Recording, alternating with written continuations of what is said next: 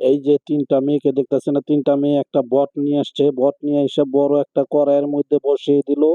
এবং ওরা কি কাজ করছে জানেন? এই বটের ভিতরে অনেক পানি ঢুকায় রাখছে। দেখেন একটু পরেই চাকু দিয়ে ফেরে পানিগুলো বের করে দিবে। দেখেন, এই যে দেখেন, এই যে চাকু দিয়ে ফাইরা দিল, ফাইরা এখন পানিগুলো সব বের করে দিবে।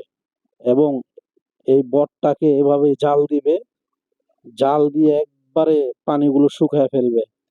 শুকায় ফেলার পরে এটার উঠায় নিয়ে, ছাঁকনি দিয়ে উঠায় নিয়ে একটা চালনির মধ্যে রাখবে। রেখে এগুলোকে কোনো পরিষ্কার করবে না।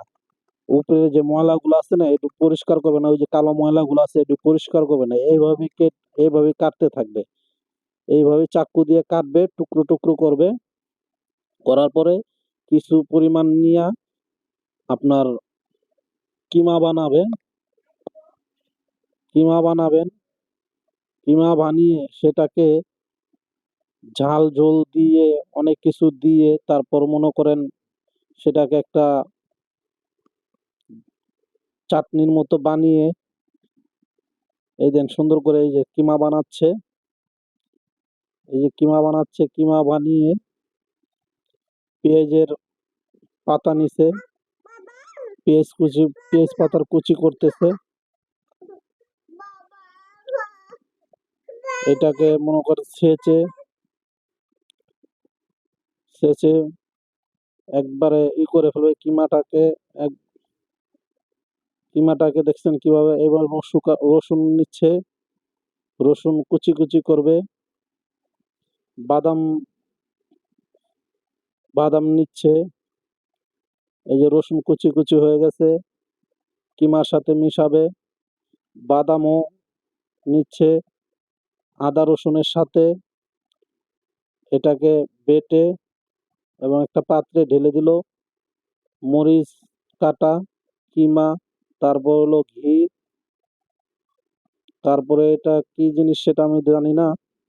এগুলোকে মিক্স করে তারপরে ওরা তিনজন মিলে একটা বাটিতে করে লেবুর পানি দিল।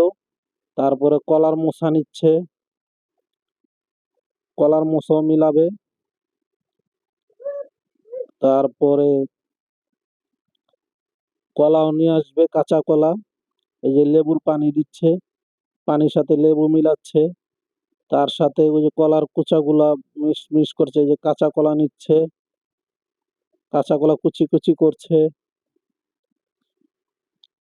তারপর সেগুলোতে মিক্স করে এখন তিনজনে তিন বাটি নিয়ে ওই যে বটটা আছে না, যেটা টুকরো টুকরো করছে, ওগুলো নিয়ে দেখেন কিভাবে খায়। এগুলো আপনারা খেতে পারবেন? এই যে দেখেন কিভাবে খায়। সিদ্ধ বট, সিদ্ধ বট কিভাবে খাচ্ছে ওরা তিনজন মিলে। এগুলো কি আমরা খেতে পারবো? কখনোই পারবো না। দেখেন কিভাবে খাচ্ছে, কিভাবে খাচ্ছে।